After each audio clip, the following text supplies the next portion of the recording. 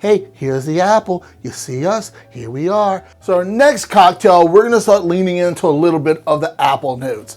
Now I know when we're talking about apple flavored or just fruit flavored liqueurs in general, they're usually high in sugar, have added sugar and all this other bullshit. But, where we got it? I reached out to Laird's about their Applejack, their apple brandy, and they confirmed there is zero, as in zero, net carbs in their Applejack brandy. This is their 86 proof, I believe. Yeah, 43% ABV.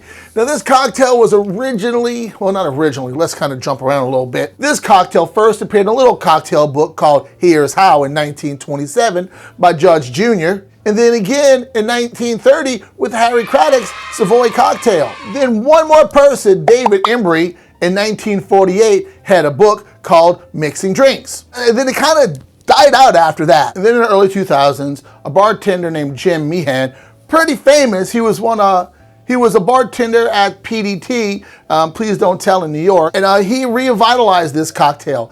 And I've been talking a lot about this, I ain't told you the name of it. This is the Applejack Rabbit. So we're gonna be going with the Applejack Rabbit cocktail, another great cocktail for the fall, beautiful fall flavors. What I mentioned before when I first got on my tirade and my rant, I guess not a rant, but off the railroad track some kind of way. This was usually called for their Laird's Bottle and Bonded. My liquor store didn't have it, so I grabbed the next best thing that they had. So we're gonna go ahead and make this cocktail. In our small tin, we're gonna be adding some Applejack brandy. That's gonna be 2 ounces of Laird's Applejack.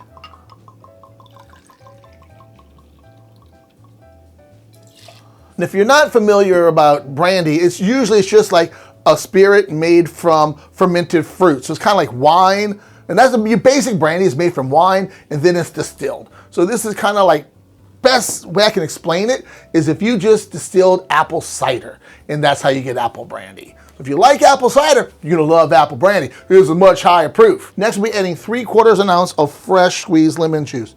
Normally, I would use an oleocitrate. I didn't have it. Still isn't bad. It's 1.5 carbs in 3/4 ounces. And it's fresh squeezed.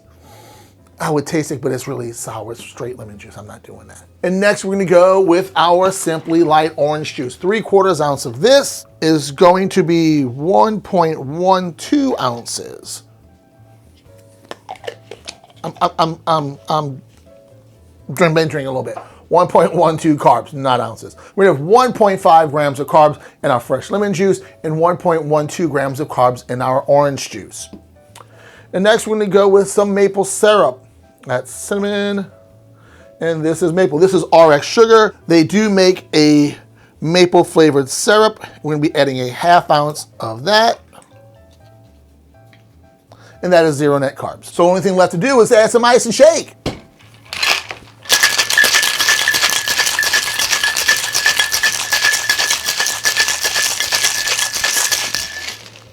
All right, and we're gonna go ahead and pour this into a coupe glass.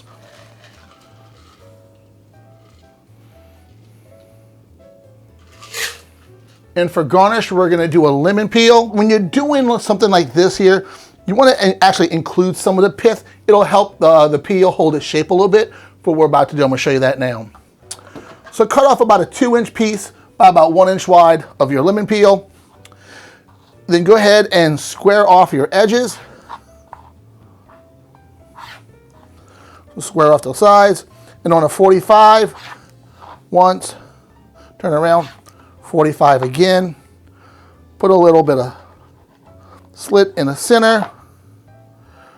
Curl that up. Give it a nice little pinch to keep it curled. And on the edge of your glass. There you have the Applejack Rabbit.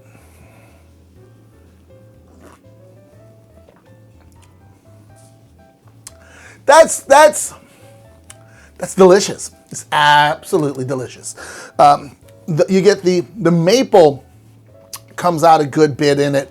So you pick up the maple and the lemon. Maple and lemon go, I normally when I do maple, I do orange, but the maple and lemon really play well together.